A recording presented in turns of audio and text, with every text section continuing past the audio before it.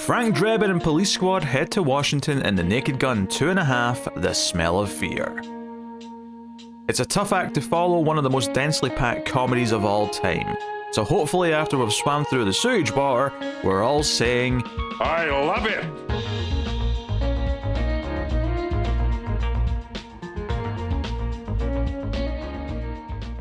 Welcome everyone to the Collector's Cut. I am Peter, and joining me as always is David. Yes, that's right, Mr. Poopy Pants. Welcome everyone, it's a movie podcast. We are working through the Naked Gun franchise. It is Naked Gun season. We're naked. We have guns. I mean, just give me a minute. So new films coming out. We did the original last episode. Today we're looking at The Naked Gun 2.5, The Smell of Fear. And I always forget the subtitle exists, because it was just when it came up at the start, I went, oh yeah, it's got a subtitle. I forget that. I mean, I guess if you really want to, but I think everyone on Earth would know it as Naked Gun 2.5. I don't think the subtitle is even close to necessary. To be fair, I think that goes for most movies that have got numbers and subtitles. Most people will just say the number and the sub. But I think you still remember it being there, even if you don't say it a lot of the time. Like, you never say Terminator Judgment Day, but you always remember that Terminator 2 is Terminator 2 Judgment Day. I feel like the smell of fear is, I don't know, for whatever reason, it's whiffed out the window. Like the smell itself. Anyway, welcome everyone. We'll start spoiler free, of course, as we always do. We'll give you a warning before we go into the spoilers. And you can, of course, like, subscribe. You can let us know what you think of the movie in the comments. And you can support everything over at patreon.com/MailFuzzTV and help keep all of the shows coming, including this one. Get bonus content, bonus shows. But I'll tell you more about that at the end of the episode. So, I mean, plot doesn't really matter that much. Let's face it, it's a Naked Gun movie. It's just really about, get Frank Drebin and everyone else in situations where we can have more puns, we can have more sight gags, we can have more pratfalls, we can have more of everything that Naked Gun is. So, and maybe even deal with some big political hot topics that this one kind of does as well. It's actually kind of funny. This movie came out in 1991, and I feel like the issues that it's discussing, I'm like, we're still discussing the same stuff 30 years later. I've got comments on that, but yes, there are certain lines that they said, and I'm like, oh. We're still here. We're still doing it. So, anywho, that's it. So, you said you'd seen parts and pieces of the first one before you watched it for the show. Was it the same true for this? Had you seen a couple of snippets or? Not really, as far as I'm aware. Okay. Nothing. I mean, was going through it. Nothing really jumped out at me as, oh yeah, I remember seeing that around. I feel like it all pretty much came from the first one. Okay, that's interesting. Well, in that case, I'll be excited to see your reactions to some of the setups and the bigger moments in this. But I feel like this one's reputation tends to be pretty side by side with the first one, more or less. So I'm curious to ask the question, David. What did you think of Naked Gun 2.5? I think that it is, like you said, comparable to the first one, but I do think that there have been some significant drawbacks. I think that this one is notably lesser than the first one. It's still great. It's still a good, like, comedy that stands head and shoulders above most other comedies, but I think the two things that really stood out to me in this one is a lot less of the non sequiturs and witty, like, one-liners and stuff like that, and a lot more on the slapstick aspects of it, and that's all in different proportions and whatnot, which isn't inherently bad, but it is notable. But the other part of it, which I do think is a bit of a problem, is a lot more what I'm going to call dated humor. A lot more of things, bless you, that are specific to the era, I think is the biggest issue here. Because there are so many times, we were talking in the last movie, where they would make a reference to something specific to, like, whatever was going on at the time, like the whole intro bit. But we still got the joke. We still understood what exactly was going on. I feel like there were a couple times in here, maybe I'm just ignorant of the politics as a whole, but I felt like there was a bunch of stuff that I just wasn't getting, and it felt very much you had to know the era of the time that this came out in. I think there's a couple of really specific things they reference that I don't get. I think generally I got the gist of it, except maybe just maybe the one thing that was being lost on me a little bit was like I mean I know of Bush Senior. I don't really know how he spoke, so the impression of him and any jokes related to how he normally speaks completely lost on me, over my head. Right. Didn't get it. I think most of the things related to the referential humor do mostly work. There is notably a couple of pop culture references that feel a bit more specific in this one. I do like the movie a lot, though. I do think that I think it's a little bit weaker overall. I would agree with that. Mainly for me, I think the third act, big sort of like where we're going to hit, because the first movie had the baseball stadium, like everything converges there, and it felt like this big set piece to end the movie on.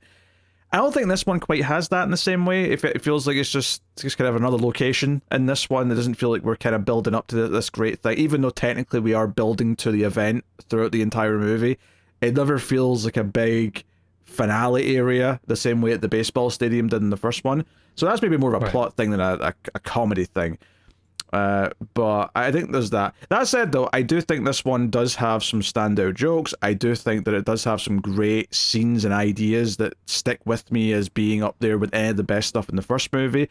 I might agree a little bit that the ratio of the pratfalls to the more witty lines is maybe not what I would, it's not as strong in one direction as the first one. It's maybe a bit more, I don't know, let's say in the first one it was like 60-40, here it's maybe 60-40 the other way around. So there's still a lot to like, there's still a lot to enjoy if you like, if you like that stuff in the first one. Yeah. But we were definitely more towards the witty stuff than we were the slapsticky pratfall stuff, and there is a bit more of that here, and yeah, so I would agree that it adds up to being a bit lesser than the first, but still pretty good, and still, as far as my taste in comedy goes, this one still has a lot of great moments and ideas. I'll just say there's an entire vehicle sort of section that I think is pretty inspired. There's a variety of like good like sections I can think of where I'm like, okay, I always think of this as being one of the Naked Gun moments, and then I'm surprised when I watch the movies again. Oh, it's from 2. Oh, this bit's also from 2. There's like a bunch of things that are actually just as great as anything in the first movie, and because of that, my mind always mixes them up, because it's very easy to just imagine how certain sequences from this movie could have been in the first one, especially since, like, they can just come up with any excuse to get to the bit they want to do. It doesn't have to fit into the plot as perfectly as most movies would have to with any of their ideas. So, yeah. No, yeah, most, I would... yeah. There you go. Yeah, I would say that the...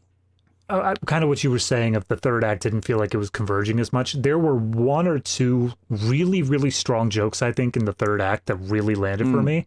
But for the most part, I felt like I was getting more out of the first act than I was anything that was coming along later. Like, I felt, not that they front loaded the jokes or anything, but I think it just, like you said, having the thing at the baseball stadium, we said that allowed for them to open up a whole new cavalcade of jokes, a whole new ability to do all of these baseball puns and all these things that were specific to baseball, and allowed for a new set of humor that the police procedural parody beforehand did not have access to.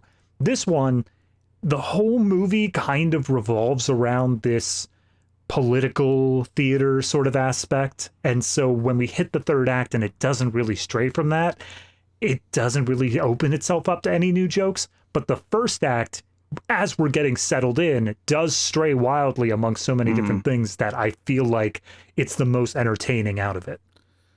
What's funny is that I have always thought of the third one as being the weakest for one or two reasons, but I think what's funny talking about this specific thing is that I think this is something that the third one does better again, is that there's a big, like, third act thing to go to. I think it's the Oscars. If it's not the Oscars, it's another movie award show. But the entire third act takes place at this thing where it feels like it opens up a lot of different things for them to do that weren't there for the rest of the movie. So I wonder if actually coming out of these reviews and actually critically thinking about them, that I end up appreciating 3 a bit more than I used to. Not necessarily that I'll think it's better than 2 now, but maybe I'll appreciate what it does that 2 fails to, and it'll rise a little bit in my rankings because of that. But yeah, obviously our cast of characters is mostly back outside of villains who died, obviously. But we have Leslie Nielsen back as Frank Drebin. We have George Kennedy back as Ed, and I always forget what his character's name is because I just call him George. But that's he's there. And O.J. Simpson's back as Nordberg, who's not in a hospital bed for the duration of the movie, so that's a little difference. We got Priscilla Presley back as Jane, the love interest. Our new villain, which is not a spoiler because it's revealed, much like the villain in the first movie, it's revealed very, very early on. But Rob Goulet is here as the villain. And honestly, this is probably the main thing I know him from, but the only other place I've ever seen him show up is 2 things. 1, The Simpsons, and 2, he was on a WrestleMania back in around this time period. And I remember seeing him when I went back and watched whatever WrestleMania it was and going, oh, hey, it's the bad guy from not Lethal Weapon, sorry. Different franchise. It's the bad guy from Naked Guy. Yeah, it's practically the same. Yeah. I'm just looking through his filmography. Yeah, I'm not recognizing really anything. He hasn't been. Did he die at some point? Oh, he did. 2007. Yeah, he died. Yeah. I think obviously he did do acting, but I think he was also known as like a performer. So he'd often show up as himself in a lot of things and that sort of thing. He's got a big soundtrack listing on IMDb, so maybe he was like a musician. I think he was a singer. Yeah, I think he did a lot of music stuff. Not that I can name you any of it, but just my understanding of the situation. Well, apparently on The Simpsons, he did Jingle Bells at some point. So that sounds right. Go. Yeah, that sounds like it's clicking a memory in my brain. So yeah, I mean, honestly, one of the things that kind of stuck out watching this is that this one's set in Washington DC when the last one was very much set in California, and they kind of addressed that by referencing the fact that we're in from out of town because we're getting an award from the president or whatever it is. But then they're just working as if this is where they work for the rest of the movie. They reference that Frank's in a hotel because he doesn't live here, and yet all of his co-workers are here. They're all working cases. Yeah. And obviously that's maybe just an intentional joke, but it was something that I never even thought about before. Is like, wait a minute, this isn't your jurisdiction. Yeah, it took me a minute because they did a sequence where they talk to the guy back in the lab. I forget the character's name, but they go back to him and he just kind of does a walkthrough of like, oh yeah, we were looking at this, looking at that. And I was like, so we went back to California, but then everything else in the sequence says, no, this guy just is also in DC for whatever reason. Except for one gag where they look out a window and they're in Times Square for just joke reasons. Yeah. I think there's also one where they're going to Little Italy, and in the back rear view of the car you see the Coliseum. Yeah, that's that. Yeah, so they're not playing with hard rules when it comes to the locations that they're supposedly going through here. So, but yeah, honestly, I don't know what am I saying spoiler free, honest, because like other than just talking about the jokes and what comedy works and what doesn't, what else is there at this point? Yeah. It's I would say for anybody who really got a kick out of the first one, I think that this one is going to at least meet expectations, maybe not exceed, and maybe you will get a little bit less out of it, like we said, but I don't think this is one where it's betraying the franchise or anything like that, like we've seen on other sort of collections that we've done. I mean, not to like spoil scores or anything, but it's like a point less out of the 10-point scale, right? It's not as great, but it's still good. It's still pretty good, even. So there's still a lot to like here. So as far as sequels go, it's a pretty solid sequel. Like, you know, they can't always get better with the second one. In fact, it's rare that they do.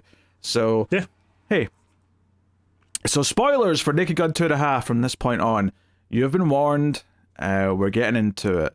So what's different about the opening to this one is that it's actually relevant to the rest of the plot, because the first one it isn't really. Other than the fact that he arrives in a plane after the opening titles, like it doesn't really matter where he was or what he was doing. Whereas this one starts at the White House, and it comes up saying the White House, and then there's a pause, and then it says Washington D.C. as if we, just in case we struggled with the location. Yeah, I have no idea where that is. It could be anywhere. So now the whole opening in this is that Frank's at a dinner, although to be fair, he gets a pretty great entrance to this scene because we don't see him at first. We just see important people being announced who are here for this fancy dinner at the White House. And eventually the president and Mrs. Bush are introduced, and they're walking down and they're waving and saying hello to people in the White House. And out of nowhere, a door opens in front of Mrs. Bush and just hits her in the face. And Frank doesn't notice he's done it and just keeps walking ahead with the president as if he's the one getting all the attention. That was a good, it was a good bit. By the end of it, I think it was just like a character thing. But in this initial scene, I was really wondering, like, was there a cultural like against Barbara Bush? Did people like hate her because they were like downright nasty to her for a while here? But I was like, nah, I think it's just them having fun with it. I think this is meant to be a play on him like accidentally hurting the Queen repeatedly, like last movie. I think this is just an extension of that, where now it's Barbara Bush who's getting like hit in the face, or the chair's been pulled away from her and she's sitting down, you know, all that stuff. But yeah, so it sets up some plot stuff here. Like the leaders of the oil, gas, and nuclear power industries are here, and they're a bit upset because this scientist named Mannheimer is going to give a speech that might convince the president to put in some regulations and rules about renewable energy. The fact that this is Bush Sr., who's apparently going to approve all these progressive environmental friendly options is funny to me in hindsight. Now I don't know, maybe things were different back then, maybe the Republican president was more into that stuff, but it seems ridiculous to me from a modern perspective. Pre-2001 you could make the mistake of saying that American politics was actually balanced and civil, like people in positions of power actually heard out the opposing sides and occasionally did things for the common good. Okay. I know. It's a mythical thing, but it did happen. I thought that went away when Reagan came out of power in the start of the 80s, but I mean, I'll take you'll know better than I will, so... Well, I mean, that's Reagan was a dip, but then we came back and we were just like, okay, but like, let's not go that hardcore again, right up until it's like, oh wait, no, that was fun, let's do it again. Yeah, let's do it turned up to 11 this time. Yeah. Absolutely. Great. So there's a bunch of jokes at the table with Frank taking the biggest lobster in front of him and messing with it so it starts pinching the mayor of the city, I think it is, or the police commissioner. Like the commissioner, yeah. Yeah. But she's basically the equivalent to the mayor in the last one. She's filling the same role. I thought she was the same character for a minute there. Like, I was like, oh yeah, we're just following around the same group of people. But then I was like, no, wait, they gave her a specifically different title. She has very similar hair. So I get why you would make that mistake, because she had a very similar haircut. Honestly, the one joke that stuck out to me in this opening scene, because all the hijinks of him accidentally shooting a fruit into the other woman's like headdress and whatever, that's all just a bit whatever to me. The joke that I like, though, is they get Frank to stand up and they say, oh, he's celebrating his 300th or 1,000th drug dealer kill. And I'm like, kill? That's a weird thing to celebrate. And then Frank stands up and says, now, to be fair, those last two I just backed into in my car, but luckily they turned out to be drug dealers. I like that. That's a good joke. I think that was a good moment just because, again, I think slapstick is fine. I'm not opposed to it in the general sense, but up until this point, it was nothing but slapstick. Yeah. Like, it was him banging Barbara Bush in the head, then stealing her chair, then the whole thing with the lobster and all the stuff with the fruit. And at this point, I'm just like, can we do something witty? We've been going for like 5 minutes now. We haven't said anything witty. It's not all created equal, because I think the door opening was a great slapstick moment, and then the rest of it was just fine. But I do think like occasionally you get a great bit of slapstick. It's just, it can be very hit and miss as to which parts of slapstick actually work, or at least obviously varies person to person who's going to find what funny. But I do think the entrance that he makes is a big entrance for him where you've not even seen him yet, and the first thing you see him do is walk into her face. I did think was funny. So yeah. Honestly, if I have a critique here other than that, it's just that when it cuts to the music in the title sequence, it feels like nothing big happened before it. It's just the music just kind of starts to kick in, and you're like, oh, I guess we're going to the opening titles. All right, Yeah, here we go. I mean, there was again another little slapstick thing. Like I think he cracks open the lobster claw and it knocks out Barbara Bush again, but like, it's nothing else on top of that. Yeah. What did you think of the opening title sequence this time, and all the many places the police car seems to travel to? So we got, let me see if I remember it offhand. We got a Matador like bullfighting arena. I thought that one was good. I like the Dodgems. Yeah, the bumper cars in America. Yeah, bumper cars. Sorry, yes. Yeah, no, you're good. You're good. That's a funny bit. That's a funny bit, though. Yeah, no, I thought it was good. I like the it seemed like a strip club or some sort of like a I don't know how best to describe it. It was a bunch of people in like bikinis. It looks like they were doing almost a what's the word I'm looking for? Like a contest, but showing off. I can't remember what it's called. Like a pageant or something like that? Pageant, that's the word. Yep. Okay. It looked like they were doing a pageant, but I couldn't tell what it was specifically. Did you clock when it was inside something fleshy? Did you clock what was about to happen? No, I didn't. I was like, okay, are we gonna do like? I got that it was inside a person, but I thought like maybe we're gonna do some gross like colonoscopy bit or something like that. I didn't expect to have a birth scene. Well, for the POV of the birthee. Yeah, exactly. And it's like it'd be one thing if it were just like, okay, we're maneuvering down these fleshy tunnels or whatever, and then all of a sudden flash of light in the delivery room. But like they specifically show like 2 panels opening up to let in the light. I'm like, that's a bit much, guys. I'm a little unsettled now. I was okay with this. The end of this is like it pulls over a car, and this woman gets out and like hits the police like siren. Yes, that is Zsa Zsa Gabor. I'll take your word for it. Yeah. Again, this is one of those things where like it wraps up the credits, but it absolutely feels more like a referential humor rather than something everyone is always going to get. Yeah, I don't know who this is, so I didn't get whatever the joke was of her coming out and hitting the light. She's essentially the old-timey version of what Kim Kardashian is nowadays. So useless. I mean, to some extent. Dear God, sorry, I just pulled up her wiki page. She has like 1, 2, 3, 4, 5, 6, 7, 8, 9 spouses listed. Dear Lord. That's a lot of spouses. Yeah. Anyway, so yeah, moving on. So we cut to Jane, who's working in DC with Mannheimer, the scientist who's going to convince Bush to do all this environmental stuff.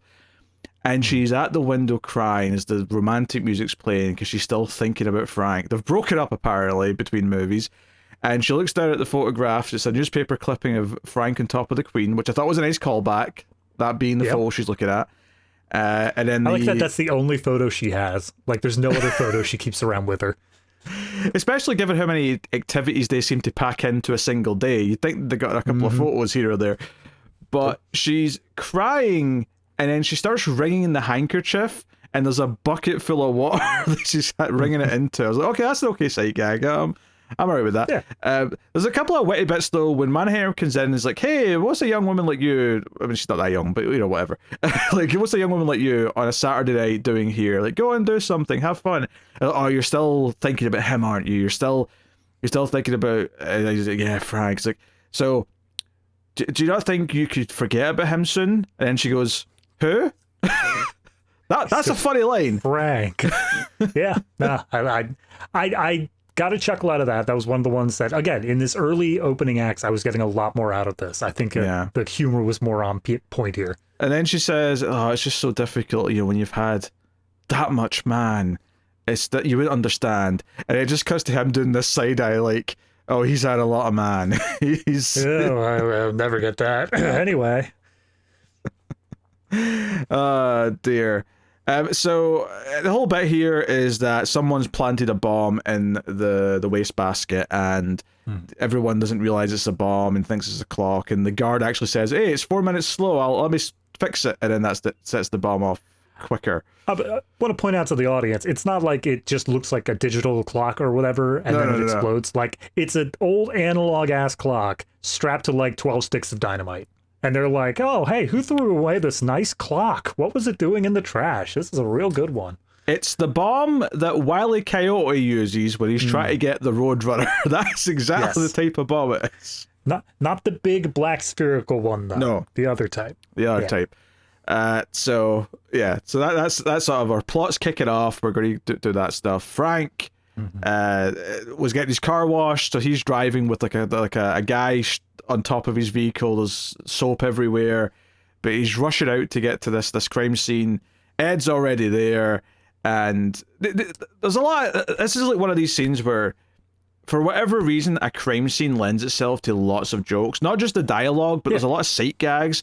Like when he's walking in and there's all the, the outlines of all the bodies and stuff, and there's like one on the elevator. There's one that's like a pharaoh just on the floor, as if someone's like, okay. There's a crappily done stick man off to the side. Like, they just had fun with all these white figure drawings. Yeah, and then when he's like, oh, is there any witnesses, Ed? And he's like, oh yeah, there's a woman, but maybe you should let Norberg handle this one, because obviously Ed's like, oh, I shouldn't let him go see Jane. This is bad news. Right. He's like, oh, you shouldn't go see her, Frank, because she got pretty messed up in the blast. He's like, that's all right, Ed. I'll get on the case. And he walks forward and starts talking to this hunchback, like, what's the even nice way of saying this? Just an ugly person. Character actor. Yes.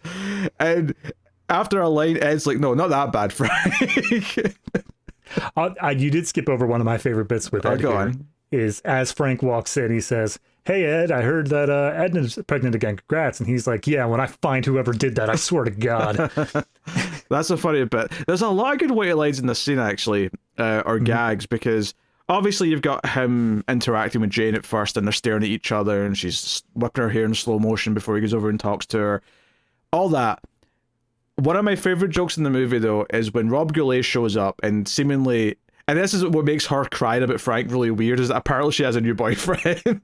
But Rob Goulet shows up, and he comes in, and clearly they're being a little intimate, they're being kissy or whatever, and Frank's immediately jealous.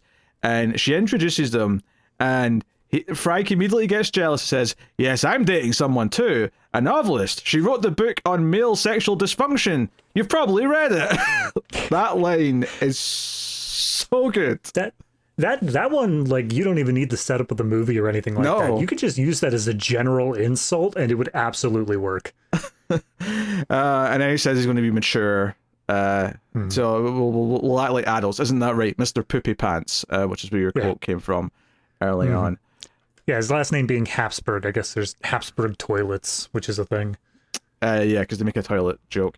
The other big gag here that I thought was an alright gag is Frank goes to look at the police sketch artist who was talking to Jane and try to get, because she saw this guy leave the building who's the suspect, and Frank gets the thing and he looks at it and goes, hey, Ed, maybe we should get that other guy, the one that lives with another dude and doesn't date much. Like, and you see the drawing is like, it's just a sketch of Jane at the window looking all, sensual and whatever.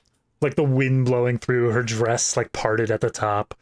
And then Ed takes the sketchbook and starts flipping through it, and you get to see all the drawings are just these porny ass, like, women clad in warrior costumes and stuff like that. And that's just like, Jesus, oh God. It's the one where he's in a leash and Jane's in control that particularly caught my attention and made me laugh. But to be fair to George Kennedy, the reason why this gag is funny is his faces as he's looking through these and just looking disturbed. Like he's about to hyperventilate is what makes it really cook. So, yeah. The other bit here is when Frank is looking at Jane at the beginning. He says all of these sensual things. He's just like, oh, the wind blowing through her hair, the breasts that make you feel like I want to touch them, like all this stuff. And then it ends up with him ending like, yep, she definitely reminds me of my mother. And then, beat for laugh. And then Ed comes up being like, hey, stop looking at her like you look at your mother. And then, like, the scene continues on. It's like, all right, way to double down on that one. Yeah, honestly, yeah. There's very few duds for me in this sequence. Like everything, if you weren't feeling the opening scene, I think this crime scene sequence is giving you everything you were hoping for from a Naked Gun movie. And quite quickly after this as well, I mean, not with the very next scene, but like Frank goes to like a bar that's the blues something, and it's like a really depressed woman singing, and like all the photographs are of depressing things like Titanic singing, and everyone looks depressed. And the girl walking around selling stuff has like a noose on her tray and a gun, and there's various things that one could use to if they want to end it early. And the woman singing, it's very important that all of her lyrics are literally just saying like, I'm going to kill myself. I have taken pills. Everything is awful. Like, it is an absolute, like, I guess it's kind of just trying to play on that idea of like a lonely singles bar, except, the bar isn't helping. It's just actively making things worse. Yes, and if I had to bleep that so YouTube wouldn't flag this video, it's because David said something that sounded quite bad out of context. Yeah. Sorry. I will unalive myself. There you go. The way the kids say it? Well, it's the way YouTube forces them to say it, so they don't get demonetized. I love algorithm speak. So fun. Oh yeah, love it. But Jane's there. She's at the singles bar, and she sort of signals Frank over, and wants to be friends, and he is the way he is. So this is going on, but it does kind of give him his first like breadcrumb or whatever. Is the police station scene where they go to talk to the scientist before or after this bar stuff? It is after. We get the bit where we get the full plan from the villains in between. Right, okay. Basically, yes. They've kidnapped Mannheimer. They've got a doppelganger who, with a wig and a like fake beard, looks exactly like him, and is going to deliver the speech that they want. You see, all these tycoons of these industries are terrified of clean energy ruining their pie. One of my favorite like gags is in this scene actually, where so he walks in, Goulet, right, and he starts saying, "Hey, this renewable light bulb, right? It takes a quarter of the energy but lasts 5 times as long. Oh, here's super glass. Oh, here's a solar panel, and that'll just get work from the sun. People don't even have to pay for their energy anymore. They just get it directly themselves." And then he's like, and the electric car, and it's a car on like a spinning platform, like a game show, and there's like an assistant lady like demoing it and be like, "Hey, look at the car." The Price is Right bit. It's the showcase. We're like, "Yeah, hey, check it out." I love that guy. What got me in this scene is how all of these, I feel like all of these are still on the like, except for the light bulbs, all of them are still on that like, it's 5 years away, 10 years away. We're still working on it being something that's super viable. And I'm like, come on, it's already here. Yeah, well, I mean, the solar panels, there are lots of people who have done that to their houses. They've put solar panels, so that is a thing. It does cost a bit of money, and I would love to be able to do it, but like it's not easy to do yet. But it absolutely is a thing. And electric cars don't look like this one, because this electric car's got solar panels all over it. But electric cars are absolutely a thing that lots of people have now. So, right, I'm not saying that the technology's not there. What I'm saying is the mass adoption and the fact that like clearly at this point they're saying like, oh, we can't let the public even know about this, or else they're all going to abandon us, and there's no way they'll stick with us. And now the public does know about all these things, and we're still stuck with the crap that we already have. It's a slow transition, to be sure, but they're definitely a lot more prominent than they used to be. I'm not so sure about the super glass door, if anyone's using that, but the rest of it, I wasn't sure what industry that was meant to disrupt. Is the window industry really that big of a deal? Surely they'd still be making the super glass. Yeah, just be selling it for more. Super glass deluxe ultra plus upgrade edition. Gotta jazz it up with some. It's got to be a subscription model. There's no way they would just sell that for free. Yes, you have to pay $50 a month, or we'll come out with a sledgehammer and start tanking your windows in. Remarkably breakable by a sledgehammer, though. That's the surprising bit. They have a special sledgehammer that's got like a sonic frequency that comes off the end of it. Only their sledgehammer works. It's basically it's a racket. It's just a See, I would fully expect that they'd be like, no. See, we installed it in the house, and therefore we can just repossess your house. Like, just go the extra mile. Why not? Sure, that sounds like evil capitalism run amok. Why not? Yeah, perfect.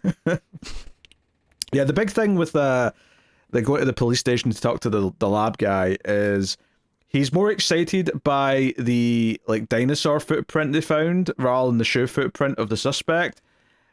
Yeah. They say like, oh, we've got a plaster of a shoe print and it's a size whatever, but that's not the cool part. Check it out. We found a dinosaur footprint. And over here, we got a piece of wood from Noah's Ark. I'm going to be on TV for it and all this stuff. And it's like, cool, but what about the case? He's like, oh, nothing. Although we do have a guy's wallet, so... Yeah, we found the guy's wallet with his ID in it. You can see who he is. That comes at the end of the scene. Although, you misremembered something there. He's not going to be in TV for all that stuff. Because Frank says, wait, you could run that talk show? Because even though I didn't get the name, I'm assuming this is like one of those trashy, like, someone's cheating on me talk shows. I believe so. It's Geraldo Rivera, but... Yeah, I was thinking like a Jerry Springer style kind of thing. Geraldo's a bit more respectable to some extent, but okay. Yeah. Well, he's like, you're going on that talk show because you found a footprint? And he's like, oh, no. My wife's a transsexual Satan worshiper, which, like, it's almost veering into badly, like, dated, right? Because, like, obviously a movie from this time period, even mentioning anything to do with being trans is, like, a warning sign of, like, oh, no, what are they going to say? But I have to admit, the adding on the Satan worshiper did give me a chuckle, because it felt like it was less a joke about anyone, like, as a person, and more like a joke about these sensationalist, like, ridiculous headlines that shitty magazines and talk shows would put on their, like, this is what we're doing today. Like, you know, my husband is in love with a rat, and he also worships Satan, or my husband, put Skittles up his pee hole or something. I don't know. Like, I'm gonna literally interrupt you here because I pulled up the Wikipedia page for Geraldo, and the very first section on the page is topic selection. In its first few seasons, featured controversial topics such as, quote, men in lace panties, kids who murder in the name of Satan, when the other woman is a man, and teens who trade sex for drugs. So, yes, exactly that. Yeah, so this is specifically playing into what was on that show. Now, yes, which is not to say that I'm saying they're angels and they wouldn't have made any bad jokes. I'm just saying that I think the joke here is not to make fun of a person or any type of person. It's more making fun of this trash TV. Of the show, yeah. Yeah. Absolutely. So, yeah, okay, things get set up and, you know, we have our big set pieces to get to. Obviously, once they have this name, there's a whole gag where they basically just talk about boxers who have different, like, city or state names, but they're from different places, so they just sort of bounce around each other for a minute. It's an okay little joke, if only because it's really impressive watching them do the dialogue. It's not really that the joke itself is funny, it's just them being able to bounce around all these different places is mildly amusing. Yeah, it's like Tony Texas from Colorado who fought the Arizona killer who was from North Dakota, and like they just keep on going through all the states where, I mean, it's funny, but I do think this is one that very rarely overstays its welcome. I think that like they may have gone just one too far with continuing it, especially because it didn't really have a punchline. It just kind of stopped. That said, though, the line that leads into the next scene is they go, oh, look, his red van's been spotted in the red light district. And he's like, oh, I wonder what he was going there for. And Ed says, sex, Frank? And he's like, not right now, Ed, we're working. I mean, that's a good way to end it. I like that sequence. Cut to them arriving where the van is outside of a sex shop. And they have Nordberg go to like Buggy's van, which is an important bit of setup. And they go in, and we get a couple of fun little gags here. You've got Ed picking up the chainsaw dildo and looking a little bit mortified. You've got... I think they finally got the hang of what George is great at with comedy, and it's just those facial reactions. Sure. Put him in an awkward situation, and he can nail it.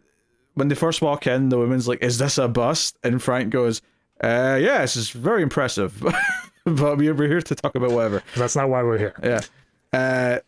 That said, though, there's a whole bit where Frank is saying, hey, you know, you have to talk to me because like, I'm keeping these streets safe from the bottom feeders and the scum that come into places like this. And then the other guy who works there walks into them and goes, "Oh, hey, Frank, we got that order that came in, the Suction Omatic 5000. And he's like, buying it for a friend. He's like, yeah, it says it's a gift. But this was the part where I was like, wait a minute, you don't live here. Why would he have ordered this in Washington, D.C.? Why would he be a regular here? He lives in California. Yeah, he's a connoisseur, and some things you can only get out on the East Coast.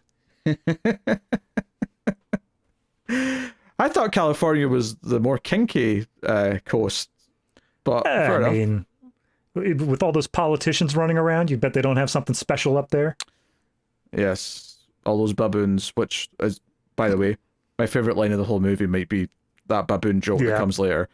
But we'll get to that in due course. It's not too far away, actually, because it's kind of the knock-on effect at the end of this stuff. But they see this guy they're looking for, Savage is his name, the guy that planted the bomb.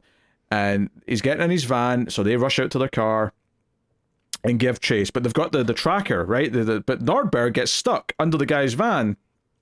So Nordberg is being driven into the van, and when he eventually breaks free, he takes the tracker with him and starts rolling down the hill and ends up under the car that Frank and Ed are in.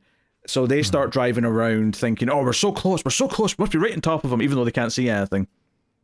And the joke or part of the joke at least, is that Nordberg's nuts keep getting hit by random things that are on the road. There's an umbrella, there's a cactus at one point, and they keep...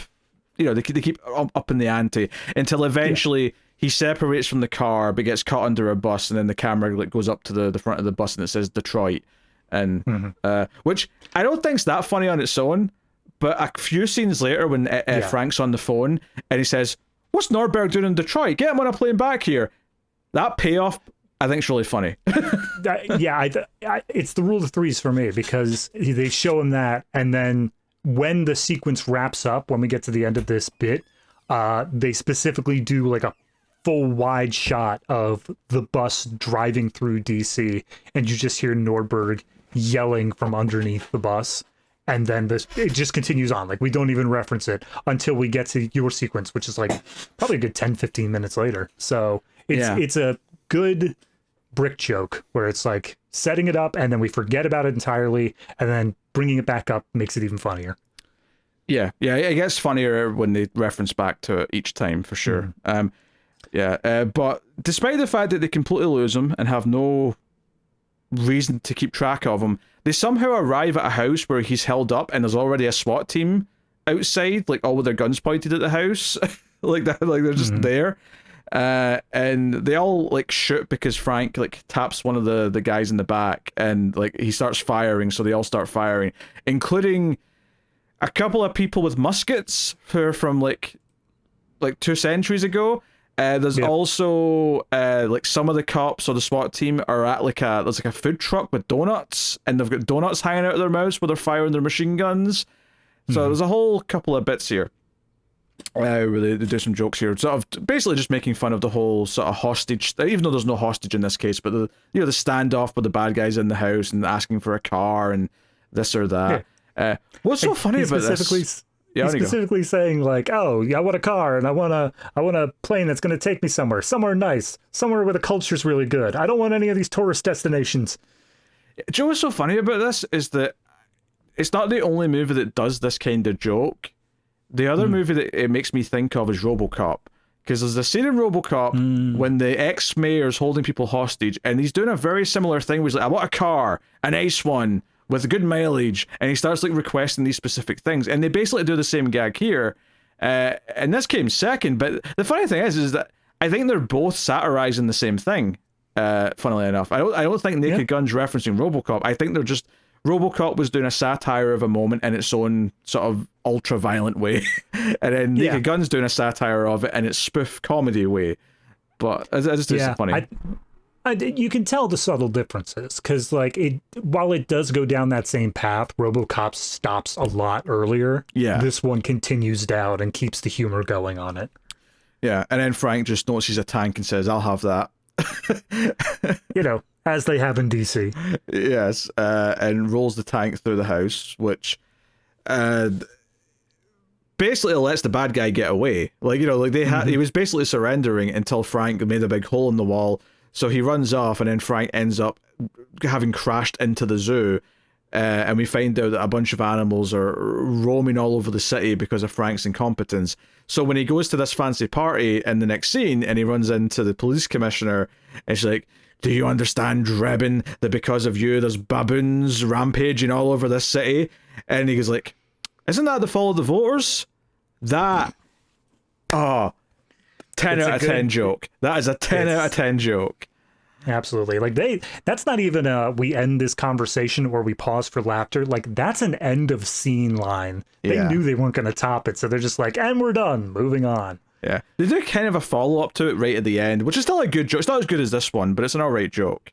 I actually really, I won't spoil it until we get there, but I actually really appreciate that because it follows that same sort of Detroit bus thing for me, where I had completely forgotten about it. And then all of a sudden, it was like a Monty Python sketch where it's just all of a sudden it just comes back in full force. Yeah, I get it. So yeah, he goes to this fancy party where all the big wigs of the city are hanging out, including Rob Goulet, and Frank's trying to say, "Oh, hey, that van that Savage was driving is under the name of Rob Goulet's character, and Jane, you've got to believe me. He's bad news. He's bad news this. He's bad news that." And for some reason, despite the fact that her boss turned out to be the villain in the last movie, she's like, "No, I can't believe any of this. You're jumping way off the deep end, Frank. Can't believe a single second." What are the odds that would happen twice? Honestly. So yeah, I don't know. Is there any big gags that happen at this party? Because all the stuff I'm thinking of is all the stuff that happens after. There is the dance number sequence where it's just showing them, everyone else is just doing a slow dance or whatever, and then they're doing these wild off the cuff like crazy moves. It's obvious body doubles. They obviously brought in some actual like skilled dancers to pull off these crazy moves. And it's all about making Rob Goulet jealous. Yeah, he's just sitting there mad. Jokes wise, the only other thing is they have a few witty one-liners at Goulet's expense, where he's like says something French, and he's like, "Do you speak French, Frank?" He's like, "No, but I sure do kiss that way." And stares at Jane. Yeah. Yeah. The only other thing that happens is the fake Dr. Mannheimer comes up, and he doesn't remember meeting Frank before the dinner, but it turns out that the actual Dr. Mannheimer has photographic memory, so this is the little clue of saying that he's not who he claims to be. Well, which they did set up at the start of the movie. It wasn't like something they just brought out of nowhere here.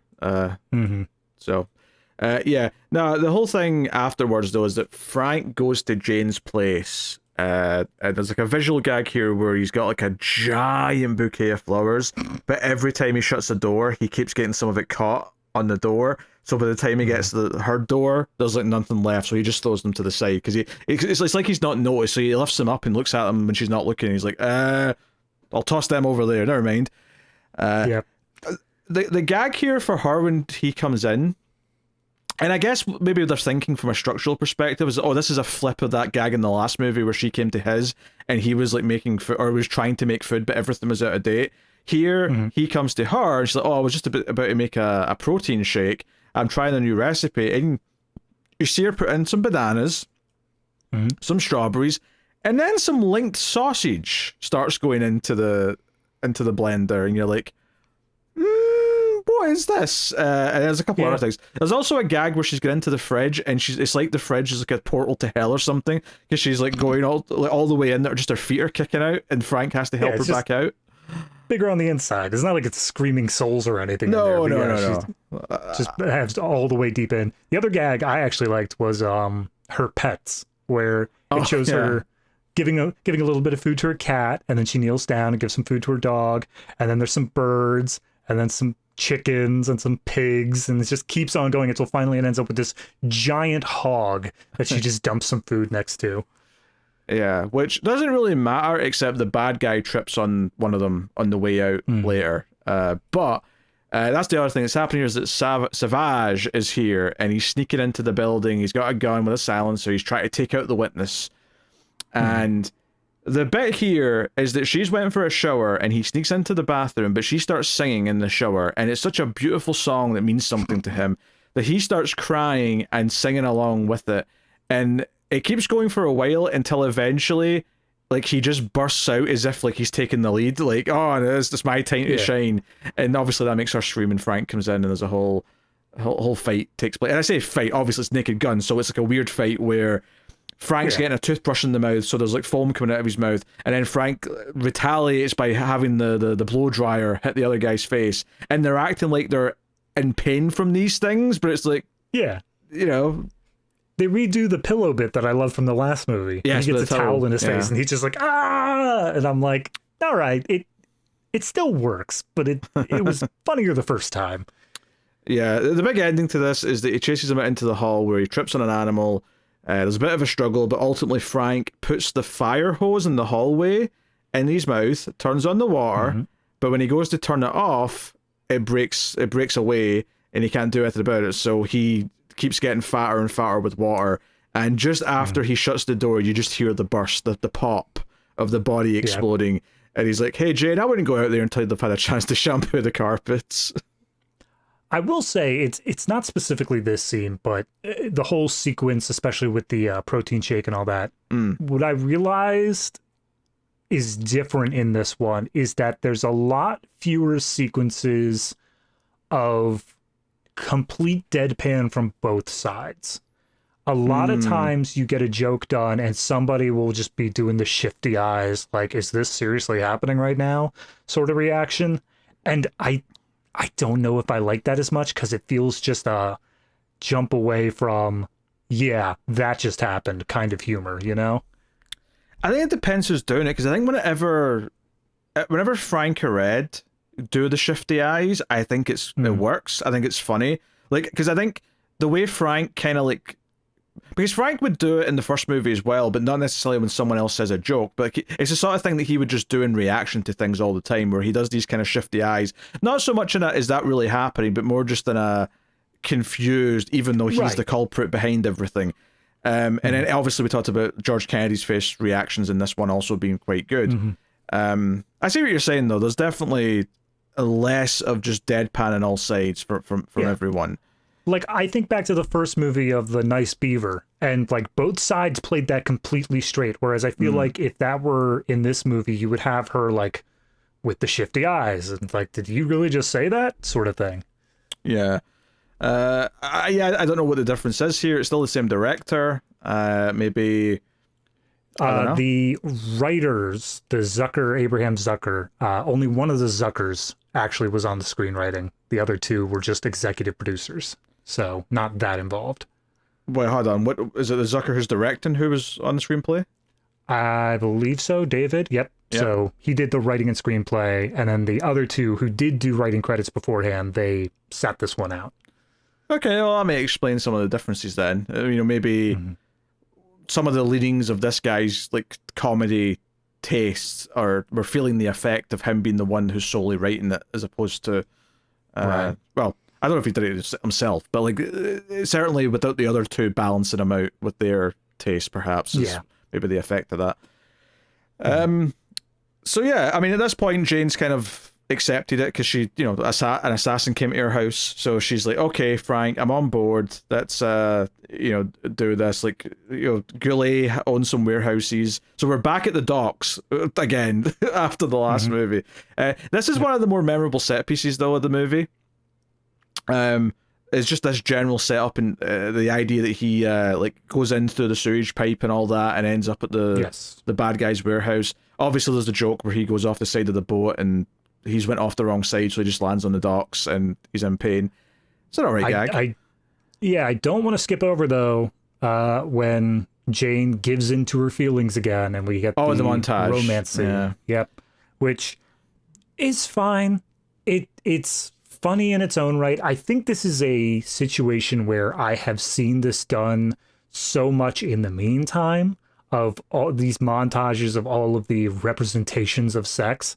This one, I don't feel like does anything so outlandish that it makes it stand out. I was waiting for them to do a cutaway to something like, I don't know, like a business boardroom meeting or something. Just a complete non sequitur that you're just sitting there scratching your head like, what does this have to do with the rest of the stuff? But everything seemed pretty straightforward metaphors for sex.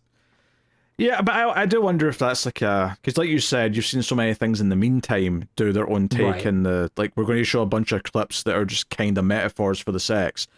I do wonder like how fresh that was when they did this versus because I'm sure you've Yeah. seen like an Austin Powers movie or something would have done something similar or whatever movie it might be. Yeah. That's why I'm saying it in the meantime, Yeah. because I think this one probably was creative when it was happening, but I was just kind of expecting more from the level of humor that we were coming at it at. Yeah, I think what more stuck out to me about this was they did the ghost like reference Yes. with the pottery. Obviously, the joke being that there's an extra pair of hands, and they also use their feet at one point, and she finds clay down his pants. Like, And specifically, they go down his chest, and he is ripped. Yes, it's yes. obviously a body double, but like it's Arnold Schwarzenegger in his prime level of muscles. yes. So there's some good bits in there, but I don't think, I think the romance montage isn't as funny as the first movie's one. I think that's completely fair to say. Yeah. So, but they're doing this whole thing where he gets in. There's him using the grappling hook and running away from the dog, all the rest of it. The big thing though is that when he gets inside, he says that if he says "I love it," that's the cue to come in. But Nordberg backed the truck up to a telephone pole so they can get out of their police truck. So Frank's on his own. And honestly, the two things that stick out to me about this sequence, and that I always remember, is them saying he's wired, and it looks like he's actually got like a full like stereo like strapped to his chest. Yeah. He's got speakers and a CD player and numpads and all that stuff. It's just wildly complicated. It's got like tape reels spinning and all the rest of it. And then the other thing, of course, is him saying "I love it" after this. He says he's been swimming in raw sewage, and he says it again when the guy's patting him down. He's like, "I love it," and they're all looking at each other like, "Is he being weird? What's going on?" Yeah. I do like that they gave the villain one just straightforward joke here, because that's the thing I noticed in the last movie was that Montalban was not given any actual like jokes. He was a part of humorous scenes, but he was never the one delivering the punchline. I like in this one where he's like, "All right, Frank, you want to know our plan? Let me introduce you to some people." And he says like, "Here's the guy who's the stand-in for all the scientists and like all these other things." And then he's like, "And then Mr. and Mrs. Smith, they're visiting for the weekend from out of town." And I'm like, okay, that's funny. I like the fact that the villain is given a punchline here. Sure. These were kind of spread out in different scenes, but obviously he sees the real Mannheimer here, tied up in his wheelchair. And it reminds me of two bits that I liked in this movie. One is when they kidnap him, they put like the wheel lock on the wheelchair, like Yes. when a car gets The boot. Yeah, I thought that was quite funny. And also when Frank first meets him, when it's the real him at the start of the movie at the crime scene, he says, "Please don't get up." Yeah. Which that gave me a chuckle. So, so they tie up Frank and Mannheimer's there, and they all leave to go do their dastardly plan, and they leave one guy behind to watch over them. And the big gag here is that Frank's trying to like cut his rope on the edge of this filing cabinet or whatever it is. And as he's doing this, it keeps knocking things off the top that fall and hit Mannheimer on the head. And you got bowling balls, bowling pins, you got snooker balls, or sorry, pool balls, I should say. No Americans don't know what snooker is. And plus, it is I'm probably aware of snooker. But plus, it is probably pool balls because Yeah. it is America, so it'll be pool. But I think a snooker first for whatever reason. So and then eventually oil drips out of a canister. There's an anvil. There's like packing foam, and it's only mildly funny while it's happening because it's just like cartoonishly more and more weird things to have stored on the shelf. But the bit that gets me is when the other police come in, they rescue them, and George Kennedy goes, "My God, look what they did to Mannheimer." And then Frank looks over at him and just like, I don't remember them doing that. He doesn't say that, but the look in his face is like, yeah, they're savages. Yeah, he's like, "That was not how he was when I looked over at him last, and nobody else has touched him." And then he like looks up at the top of the shelf and he's starting to put it all together. But by that point, George is already just like, "You son of a bitch. How dare you mess with a man in a wheelchair? I'm not a cop right now. I'm just a man looking for justice." And he goes to beat the crap out of this guy. And we only look at the reactions of the fight. And the punchline is it cuts back and George Kennedy's knocked out on the floor and the bad guy won the fight. Yeah. Frank's just like, all right, that's enough. He's had enough. And then it cuts over. You see him on the ground. He's like, someone help up the captain. That's because there's definitely less of it in this movie, but this felt like, again, what the first movie did with playing with the tropes of the hard-boiled detective stuff. Right. This is taking one of those tropes, because obviously you've all heard that one cop say to the bad cop, he's had enough. Like, that's such a cliched line at this point, but for it to turn out to be, no, the bad guy was winning, and he was just saying to the bad guy, please stop beating up my partner. It's quite funny. Yeah, I liked it. Yeah. And then, basically from there, we're in the third act, because it's, like you said, the bad guys went off to do the thing. It's essentially just a press conference with George Bush there, and he just needs to introduce the doctor, and the doctor just needs to say, well, it should be him saying we need to go to renewable energy, but because he's been replaced, he's going to say stick with coal and oil and nuclear. We need to go with that. Yeah, I do think it's kind of funny, and I get it doesn't really matter for the purpose of this movie, but I wouldn't really roll nuclear in with coal and oil. But, whatever. It's I think at that point, Chernobyl was a thing and 3 Mile Island was a thing. I think it was just a thing where mentally the public was like, well, no more of that. That's clearly not something we want to continue. Yeah, I don't imagine the public perception of nuclear energy was particularly high in those years after Chernobyl for obvious reasons. But, so... the only thing I'd add though is it's less of a press conference and more like a gala, because it's a bunch of it's like they're at like the Emmys or something. There's a bunch of like tables where they're all having dinner and drinks and they're looking up at the stage. Yeah, I think they call it the press club dinner, so it's just kind of a dinner for all the press members, and he can make some announcements and such. Yeah, so one of the things that it didn't really do much of here is give us, because in the first movie it was a big thing that Frank had been kicked off the force, so he was kind of like going against the grain by solving the case anyway, by going to the baseball stadium when he wasn't meant to be there. And you got the big moments where, like, eventually the mayor sees him with the helmet off, and she's like, Drebin, right? Here, there's one quick bit at the start of this third act where she says, hey, if you see if Frank Drebin or any of the police squad, arrest them, don't let them in. And I'm like, I don't feel like you've earned that movie. I don't think you set up that she was that. Like, I get that she was pissed off about the zoo thing, but it didn't feel like we'd got to a point where it was like, oh no, they're to be treated like criminals if they show up at this dinner. So that felt a little bit weird to me, and it felt especially forced when she has her Drebin moment, when she realizes he's on stage later on, because they do a lot of things that are kind of doing things from the third act to the first one, but just nowhere near as good. Like, so they sneak in and they take these outfits from this little mariachi band, and they end up on stage and they have to perform, and it's Frank, Ed, what's his face, Norberg. I was trying not to say OJ, and Mannheimer in the wheelchair, right? And but the weird thing is though is that they're oddly kind of good at it, like they're competent. I like that as a gag. I like that because it's, again, the idea that they come up on stage and playing off the last movie with him having to do the national anthem, you expect them to suck. You expect them to be just absolute garbage. But then all of a sudden, like, Frank's able to play the guitar, they're able to play the trumpets, like it all actually works. And then it wraps up with Norberg delivering a little trumpet solo at the end as a flourish, and everyone loves it. So it's setting up the expectations and then subverting them in a way that makes it a funny sequence.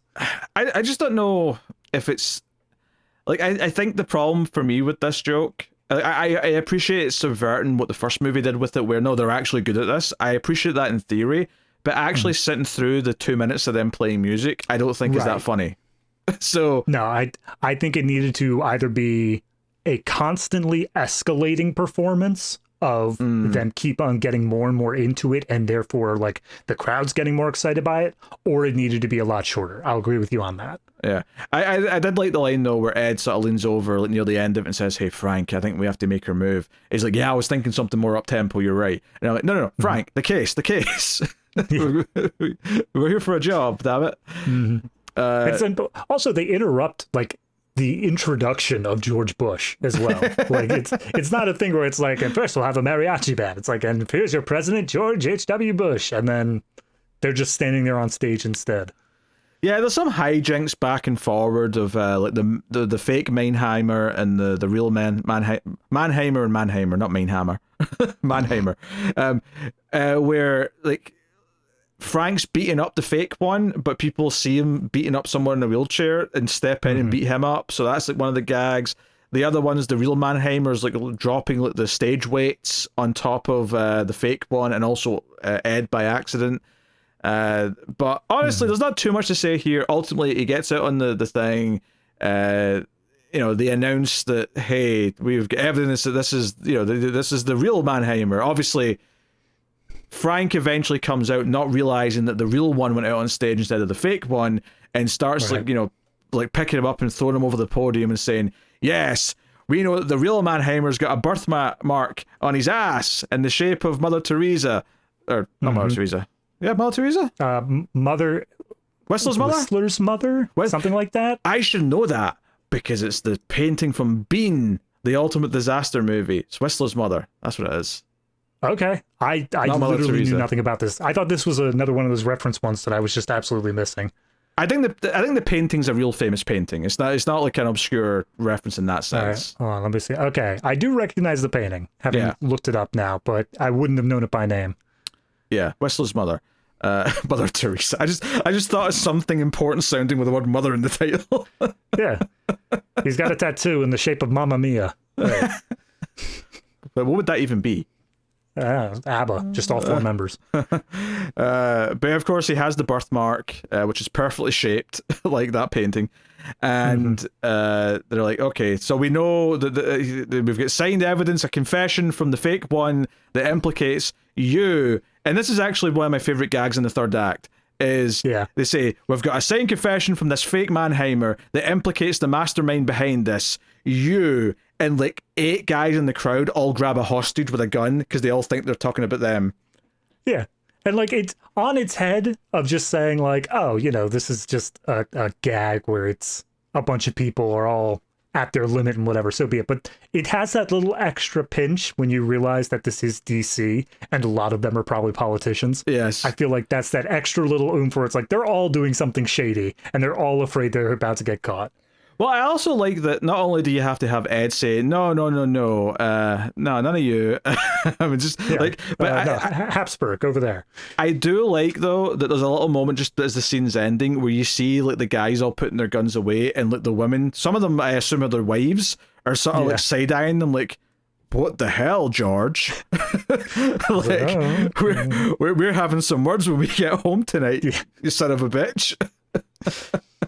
I just imagine one of them making the argument like, you should be flattered that I think that you're worthy of being a hostage.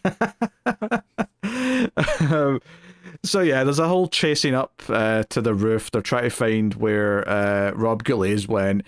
There's a few different gags here. They get into a shootout. In fact, there's a really famous bit of this shootout where it reveals that Frank and the bad guy who are shooting at each other are like separated by about 1.5 feet. And it's a really funny little bit. Again, playing on the trope, so this is a really classic Naked Gun style joke. The other one that I actually forgot about that I do quite like is that OJ like starts like assembling like a sniper rifle, right? And you're like, okay, that's weird that he had all these parts with him, but fine. But every time you cut back to him, though, it keeps getting bigger, where he's adding like a big scope on top, and then he adds something else. And then by the time you get to the end, he's built like a cannon? It's like an anti-tank, like maneuverable weapon. I don't know the best way to describe it, but it's a chair, on, like military. Yeah, there's a chair for him to sit in. He's been assembling this entire piece of artillery, and he again, this is something where it's more of a parody of that idea. It's not something that's just a gag on its own. The idea that you see him like screwing in the silencer and attaching the scope and all that, that's something you would see in one of these sort of shootout scenes. That's something that's regular. The taking it to 11 is what makes it funny here. Yeah. But he blows a big hole in the wall. Frank is in, and there's another good gag here that plays on genre tropes, which is he grabs like a henchman who's like almost dead, and he's like, where is he? Where's the bad guy? Come on, tell me. And he's like, you're too late, Drebin. He's he's got a plan B in, and then the guy dies, and he's like, damn it. So Frank turns and goes, is anyone else in here nearly dead? And you just see this hand kind of slowly come up in the foreground. He's like, all right. Yeah. Top, and he starts from the top. Yeah. He starts from the top, and he's like, I'll never get. He's like, no. The other guy already said that, because skip ahead. He said there's a plan B, and the guy like starts to say it, and Frank's like, come on, now with it, you piece of scum, you low life. He's like, well, if you're gonna be like that, and just dies anyway. You actually skipped over my favorite line that he has, to be honest. Oh, which one? So he starts from the top, and Frank's like, no, the other guy already said that. My favorite line of the whole thing is this second nearly dead henchman going, where did he leave off? Oh, yeah. I think that's a really funny line. Yeah. So it doesn't matter though, because Rob Goulet just shows up with a gun like seconds later, and he's got a bomb that's going to blow up the entire building. There's some fighting. Nordberg tries to swing in like Tarzan on a rope and just misses everyone completely. It's a whole thing. They specifically have him tell Frank, any last requests? And he's like, the gun? And Goulet's like, no, I'm not falling for that. Yeah. The main gags here is that when they're trying to evacuate the building, everyone's actually fallen asleep from the Mannheimer presentation because it's really boring. Yeah, you did actually skip over what my favorite bit of the sequence is. Oh, go on. Is he's managed to get one up on Goulet. He manages to distract him or whatever. Starts dangling him out a window, saying, "What's the abort code?" And it's Times Square. And he's like, "Oh, yeah, it's Times Square." And he's like, "All right, it's 6 digits." And he starts listing off the digits. And then in comes Ed, the captain, who's just like, "I'll help you, Frank," and just tosses the guy out the window before he can finish the code. And Frank's just like, "Yeah, thanks for the help." And then you're like, okay, so this guy's dead. But then it continues where he falls out the window, lands on one of those little pavilion covering things in front of the hotel. So he bounces off of it, lands on the ground, and he's fine. And he gets up, dusts himself off, and you think, okay, sequence over now, right? And this is where the brick joke comes in, because all of a sudden a lion comes out of nowhere and just mauls this guy to death. And I got such a kick out of that moment because I had completely forgotten about the zoo subplot. So I'm sitting here like, what the hell is oh, right, the zoo. They set it up, the zoo, the animals are running wild. They did set that up. So fair play. I liked it, yeah.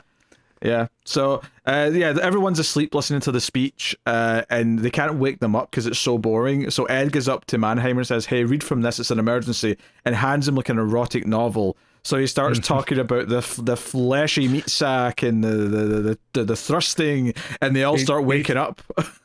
I was going to say this quote at the beginning, but I thought it may be too risque for first 2 minutes on YouTube. Fair enough, go on. Quote, as he thrust his purple-headed warrior into her quivering mound of love pudding. And that's where everyone is awake by that point.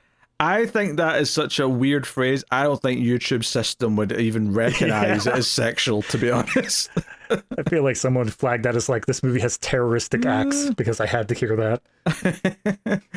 Anyway, the big gag at the end is that they can't disarm the bomb, but as he tries to run away at the last second, Frank kicks out the plug, the power cable, and that turns it off. So, hey, Frank, you did it. And I'll always remember the way Leslie Nielsen just kind of like grins and shrugs like, yeah, I'm a genius, as he looks at the camera.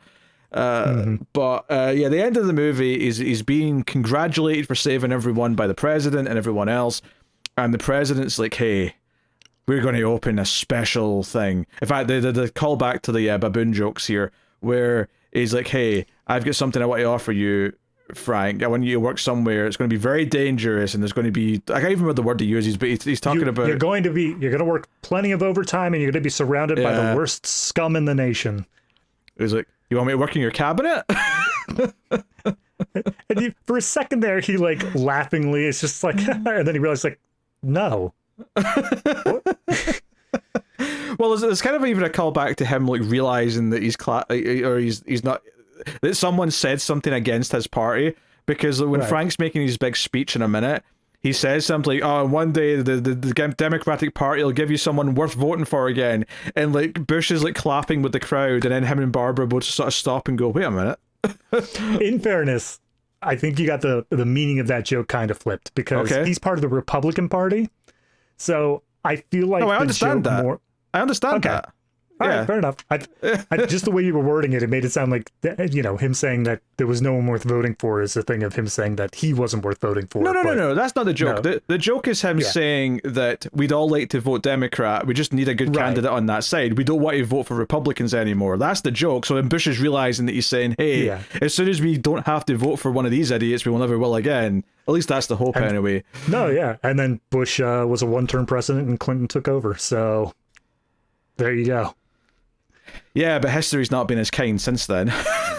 Has history been kind to like any president since Reagan, honestly?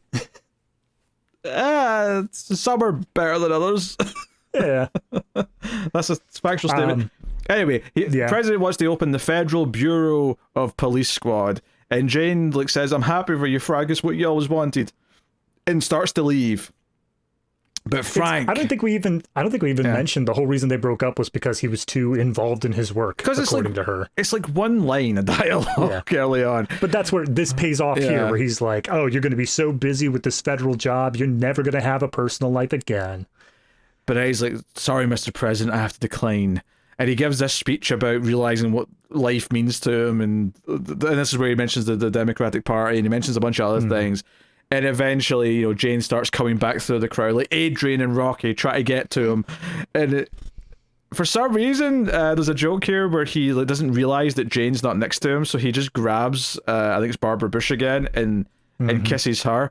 And then he's like, oh, wait, not you. And so, he says, hey, Jane, will you marry me? And she's like, yes, of course I will. And the final joke of the movie, they're out in the balcony waving to the press and whoever else, and Frank knocks Barbara Bush over the edge of the balcony, and her dress rips off, so she's dangling in her underwear. The credits start to roll. Here endeth Naked Gun 2. Yep. The only other thing in there is that they kind of had this through line of environmentalism as, I'll say a theme, but, as much as this comedy could even have a theme, one of the things was that Jane was really into the environmentalism. That was kind of her passion project post the last movie. And so as he's giving his speech here, he's trying to do environmental messages of saying oh yeah, I want a world where Frank Jr. can grow up in a better place. But he's kind of just misconstruing it slightly, where he's like, I want a place where we could be safe to eat all the otters that we want. And everyone's cheering because on the whole, it sounds environmentally friendly, but clearly it's missing the point entirely. Actually, that reminds me of one of the jokes they had. We didn't really talk about their dialogue in the bar scene when they first sort of have a proper conversation, where she brings up that she was really into the environmentalism, and he went and knocked down a Brazilian patch of rainforest so they could build their house. And he's like, yeah, and Jane, it wasn't easy. You tried displacing an entire tribe. See, but that's I kind of like her side of things, where she's like, what is wrong with you? You don't even see what's wrong with that, Jesus. The other bit I like there is that he's like, and you didn't even give me an explanation as to why you left. And she's like, I sent you letters. And he's like, I tore them up, threw them all in the fire. She's like, including that check from your uncle's will for $750,000. He's like, what? Yeah, well, that's one of the ones where he doesn't say it. He just does that little look to the side, of course not. I was trying to help out the audio people instead of just. No, I get it. I'm pointing out though that's one of his little face moments that I like. Yeah, no, I mean the movie's still a lot of fun. There's a lot of good jokes. I think all the stuff with the sex shop and the chase afterwards. I think the stuff with him with the surveillance tape on, all the stuff with the assassin coming to Jane's apartment is pretty fun. And there's some definite zingers throughout. The crime scene stuff's all good at the start. It just isn't as a fuller meal or as consistent as the first one is. But the first one felt like it was coming thick and fast. There's a lot more witty stuff. And then I think the third act felt like a big, location. Not just literally from a physical standpoint, but it felt like a big set piece area to end your movie on, where you got a new style of jokes because of all the baseball stuff, so we could do it really freshened up the comedy pool, if you will. But I don't think anything in this movie equals, say, the driving instructor sequence from the first one, right? And I certainly don't think the third act is anywhere nearly as close as good as the baseball stuff in the first one. So it's a lesser movie, but it's still a pretty good fun one. Yeah, I think, just going through everything here, the stuff that we really recapped, and kind of by necessity because they're lines instead of actions, but I feel like a lot of what we were skipping over was the more slapsticky moments. For instance, like there's an entire sequence where he gets on the fake Mannheim's wheelchair and it malfunctions, and like it just keeps going. And I don't think it was really that funny of a sequence. You make it sound like he just gets on the wheelchair. He's 69ing the fake Mannheimer on the wheelchair, and it's spinning around. Not that I'm saying that makes it better. I'm just I'm making it clear that there's like a weird sexual, like, uncomfortable part of it. Yeah, no, it's out there. It's absolutely pratfalls and comedy and stuff like that. But like, I agree that I think the witty stuff and the coming a mile a minute is just the more entertaining part of it for me. Whereas this one, it just split a bit more into the slapstick, and it felt a little bit more. Yeah, honestly, it's going to sound a lot more damning than I mean it to, but it felt like this was a lot more of a big step towards what would eventually become things like the Scary Movie franchise and that sort of stuff, where it's a lot more reference humor and a lot more just, wow, look at that zany physical comedy being done, rather than something actually honest to God witty. Yeah, to be fair, the only thing I would say, because I get what you're saying there, but I do want to make it clear that you're saying, like, I think the phrase "lot more" there is a bit of a disservice, because while there's more of it in this, it is nothing compared to what Scary Movie and those other movies would be. Like, I would still say that the majority of the jokes in this don't rely on references. There's just enough of it that it's worth mentioning. So, no. I mean, and to be fair, like, I'm pretty sure the next one does start with a big reference to a movie that was, honestly, the movie they referenced at the start of the next one was already out when this one came out, but like, it's relatively recent history, there's a movie that they're referencing. That said, though, I don't remember if you really need to have seen that movie, because I definitely hadn't when I was a kid watching it for the first time, and I think all the jokes still work. I would describe the start of the next one as kind of, have you ever seen Ace Ventura 2, like When Nature Calls? I think so. The first one and the second one kind of blend together for me, and what I haven't seen. Well, it starts with basically a spoof version of a scene from Cliffhanger, where there's like like an animal dangling from a rope, and like there's a whole thing where he can't save it, and that was basically a direct parody of a Cliffhanger scene, right? A stolen movie, right? I feel like Naked Gun 33 1/3 starts with something like that from another movie, but I think it mostly, you still get the gist of what it's doing. Like, even without having seen the movie. That said, though, we'll see if I feel that way when I watch it again, because it's been a while. Right. So, that's for next time. All right, David, what are you rating The Naked Gun 2.5? The Smell of Fear. I completely forgot about the subtitle, and I don't really know what it means in context of this movie. I don't think it really applies. It just kind of is a random subtitle, isn't it? I think that's the point. Maybe you could say that the sewage smell. That's a very specific reference, but possible.